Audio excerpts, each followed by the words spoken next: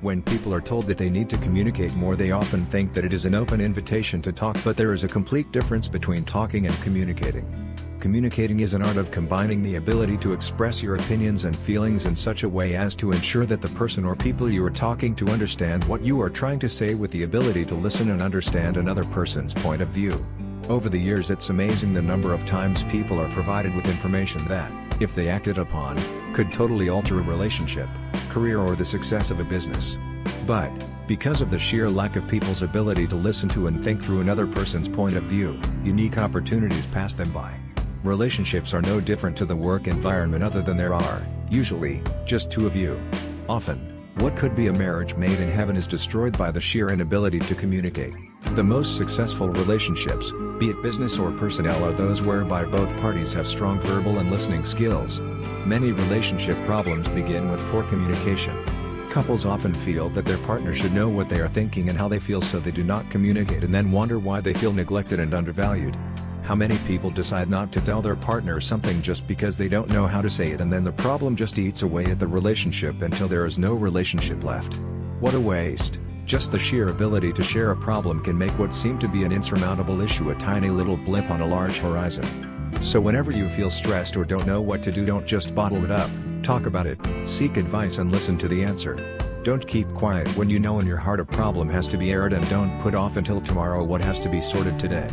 Tomorrow never comes. It is how you say something that will ruin a relationship, and not what you have to say. The wrong way is just to blurt out something that you know will aggravate or distress your partner.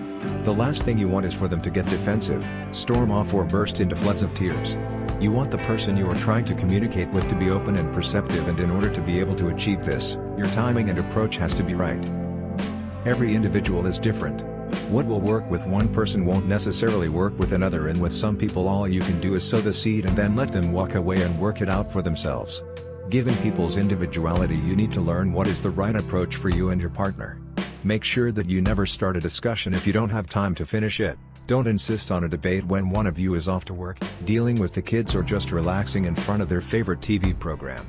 If the timing seems to be never right, ask the question, when would it be a good time for us to just sit down and talk? Whatever you do, do not let yourself appear agitated either in what you say or how you say it. Body language can just as easily put your partner on the defensive as what you say to them. Even if your partner is vying for a fight, just don't react. Remember, the first golden rule: approaching defensive with defensive is a sure way to failure. One of the key ways to improve communication is to develop strong listening skills. Couples often fail to listen to what their partner has to say, interrupt, and give the impression that no matter what is said they won't change their mind. One trick to ensure that you have listened and you do understand is to repeat what you have heard. This will demonstrate that you have listened to what was said, and by repeating it back you have the opportunity to comprehend and understand. How often do we try to work through a problem, and it's only at the point we are explaining the issue to someone else does the magic light bulb switch on, which enables us to come up with the answer. If you are taking an exam, would you expect to know everything just by being told it once? For most people, I would say not. We have to work at it, and work at it hard. No one ever said marriage would be easy.